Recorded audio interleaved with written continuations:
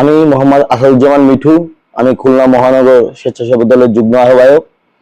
গত 18 সালে আন্দোলনের সময় আমি তখন খুলনা সদর থানা যুব দলের যুগ্ম সাধারণ সম্পাদক ছিলাম। তখন আপনার 18 সালে দেশ যখন হাসিনা বিরোধী আন্দোলনের উত্তাপ সারা দেশ, তখন 18 সালের আগস্টের 9 তারিখ আমি এবং আমার বাসার সামনে একটি ছোট একটা ছেলে খ্রিস্টান দীপ্ত নাম, ওকে নিয়ে আমি কোর্টে 19 নম্বর মামলা আমার হাজিরা। তখন তৎকালীন নজরুল ইসলাম মঞ্জু সাবেক এমপি এবং আপনার সাবেক মেয়র মনিজন মনি ভাই সহ আমাদের বর্তমান বিএনপি সাধারণ সম্পাদক শফিকুল তুহিন ভাই, সদর থানার প্রেসিডেন্ট হুমায়ুন ভাই, মোল্লা ফরিদ আহমেদ সহ তাদের সঙ্গে আমি 19 নম্বর মামলা হাজিরা দেই। হাজিরা দিয়ে কোর্ট থেকে যখন আমি বেরোই মোটরসাইকেল নিয়ে, আমার পালসার গাড়ি নিয়ে, লাল গাড়িটা, তখন আপনার কেসিসি মার্কেটের সামনে হঠাৎ করে 8 থেকে 9 জন আমার মোটরসাইকেল থামায় দেয়। থামায় দিয়ে বলে আপনার আমাদের সাথে যেতে। আমি বলে আপনারা কারা? বলে যে আমরা ঢাকার স্পেশাল টিম। তখন আমি নিজেই ঘাবড়ে যাই, হয়তো আন্দোলনের সময় ঢাকা থেকে তখন এমনি সবাইকে ধরতে চায় টিম আইসে আমাদের, করে আমাকে গাড়িতে জোর করে তারা নিয়ে যায়।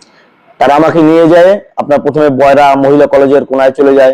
ওইখান থেকে আমাকে রূপসার ওপারে নিয়ে যায়। তারা নিয়ে বলে আপনাকে খরচ দিব, এই দিব, ঠিক আছে, আপনি বিএনপি এই করেন আপনার। তখন আমার রানিং 27টা মামলা রাজনৈতিক নিয়ে আমাকে, তারপরে তারা নিয়ে আসে আমাকে আপনাদের কাস্টম গার্ডের জেলা ডিবি অফিসে। তখন আমি বললাম আপনাদের জেলা ডিবি। তখন জেলা ডিবির ওসি তোফাইলের কাছে আমাকে নিয়ে যায়। তোফাইল বলে যে ওরে আগে মারো। তখন আমাকে মারধর করে, আমার পার নৌকো তখন উঠে যায়। তারা মাইরে উঠে দিয়ে আমাকে আটকায় রাখে। রাখার পরে আমাদের তৎকালীন মহিলা দলের সাংগঠনিক সম্পাদক এবং আমাদের যুব দলের সভাপতি পিয়ারু ভাই ওয়াইফ, শামসুনা লিপি ভাবি এবং মহিলা দলের লাভলি, এরা সবাই আমাকে দেখতে যায় এবং যায় তারা জিজ্ঞাসা করে যারা আমাকে নিছে যে কি অপরাধ। বলছে রাজনৈতিক সমস্যা আছে, তার জন্য তাকে নিয়ে আসছি বলে তারা আমাকে ওইখানে আটকায় রাখে। 2টা দিন আমাকে আটকায় রাখে। রাখার পরে আমার ফ্যামিলির কাছ থেকে ভয়ভীতি দেখে আমার খরচ দিবে, আমাকে মামলা দিবে অনেক বলে 1.5 লক্ষ টাকা নেয় আপনার লুৎফার এবং এএসআই হাসান, এএসআই শাহিন সহ আরো কিছু তাদের ছিল, সবার নাম আমি জানি না। এটা হচ্ছে ওসি ডিবি তোফাইল ছিল তখন। তোফাইলের নেতৃত্বে তোফাইল বলে যে তোমার মেলাই, তোমার নামে মামলা আছে, তোমাকে খরচ দিব, তোমাকে এই দিব, এই দিব, অনেক ভয়ভীতি দেখাইছে, আমাকে টর্চার করছে। করার পরে আমাকে 2 দিন পরে আমাকে সাতক্ষীরার থেকে কিছু লোক ধরে নিয়ে আসছে। সাতক্ষীরা থেকে, পাইকগাছা থেকে, তাদের ওই ভ্যানের ভিতরে নাকি মাদক ছিল। সেই মামলায় আমাকে এবং ওই ছেলেটাকে এবং আরো 8 জন, মোট 10 জনকে একটা মিথ্যা মামলায় আমাদের চালান দেয়। আমি কখনো কোনো মনে করেন একটা সিগারেটও খাই না, তবুও আমাকে এই যে মিথ্যা মামলায় সাতক্ষীরা, পাইকগাছা, বেনাপোল, যশোর, জিকরগাছার এক একজন যাদের কাছে মামলা দিয়েছে তাদের আমি কাউকেই চিনি না, কিন্তু এই একটা মিথ্যা মামলায় আমাকে ঢুকাই দিয়ে আমার ক্যারিয়ারও অনেকটা ক্ষতি করছিল। এখন মামলাটা রানিং এখনো চলতেছে কোর্টে। কিন্তু আমি এই লুৎফর, হাসান, শাহিন এবং এই তোফায়েল এদের বিচার চাই এবং আমি অবশ্যই এদের নামে মামলা করব শিগগিরই। বিগত দিনে মনে করেন এই মামলা করার জন্য আমি পারিনি কেন, কারণ 13 সাল থেকে 24 সাল পর্যন্ত আওয়ামী লীগ বাকশাল কায়েম করে রেখেছে দেশে।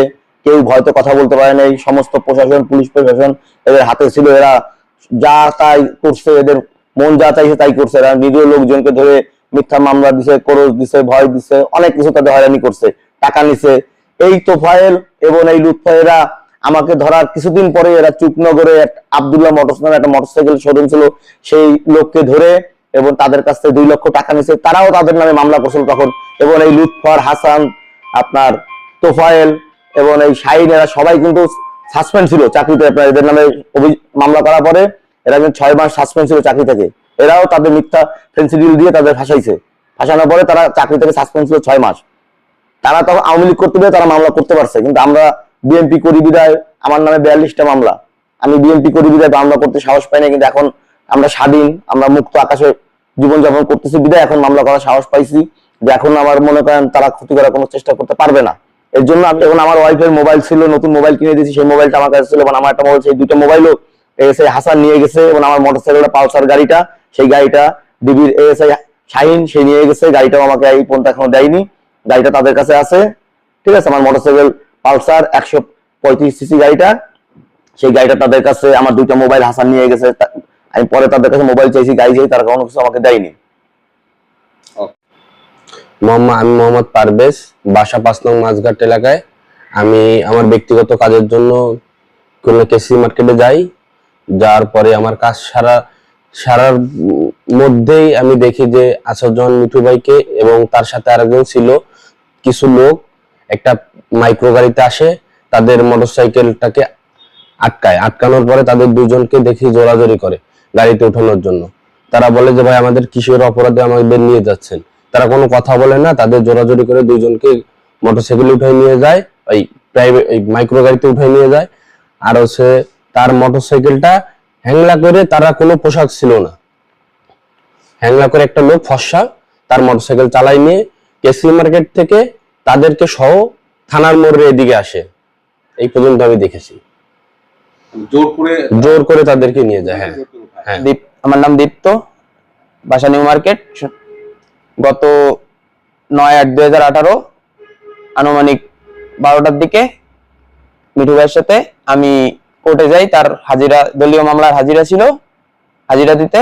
হাজিরা দিয়ে আমরা আসার পথে কেসিসি মার্কেটের সামনে একটা কালো কালারের হাইএক্স আমাদের রাস্তা আটকায়। তার থেকে 7-8 জন নাইমে আমাদের আটকায় নাম জিজ্ঞেস করছে। নাম জিজ্ঞেস করার পরে আমরা নাম বলছি, নাম বলার পরে আমাদের কাছে যেহেতু মোটরসাইকেল আছে, মোটরসাইকেল থেকে নামায় আমাদের জোরপূর্বক গাড়িতে, হাইএক্স গাড়িতে উঠাইছে।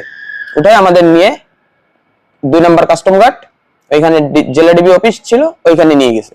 নিয়ে যায় আমারে আলাদাভাবে রাখছে এবং তারকে আলাদা আরেক রুমে নিয়ে যায়, মানে অমানসিক টর্চার করছে। এবং পরবর্তীতে আমার দেখা চোখের সামনে থেকে, আমার সামনে থেকে তাকে চোখ বাঁধে গাড়িতে করে নিয়ে গেছে। ইভেন তার বাসায় ফ্যামিলির কাছে ফোন করে তাদের কাছ থেকে 1.5 লক্ষ টাকা নিছে এবং তার ব্যবহৃত গাড়ি, তার হাতের মোবাইল, ব্যবহৃত মোবাইলও পর্যন্ত এখনো পাওয়া যায় নাই। এগুলো নিয়ে আপাতত তাকে তো আলাদাভাবে নিয়ে যায় চোখ বাঁধে নিয়ে গেছে। পরবর্তীতে 2 দিন আমাদের আটকায় রাখে। আটকায় রাখার পরে বিভিন্ন জায়গাতে লোক তারা ধরে আনছে, তাদের সাথে আমাদের মিথ্যা একটা মাদক মামলা দিয়ে তাদের সাথে চালান করে দিছে 2 দিন পরে।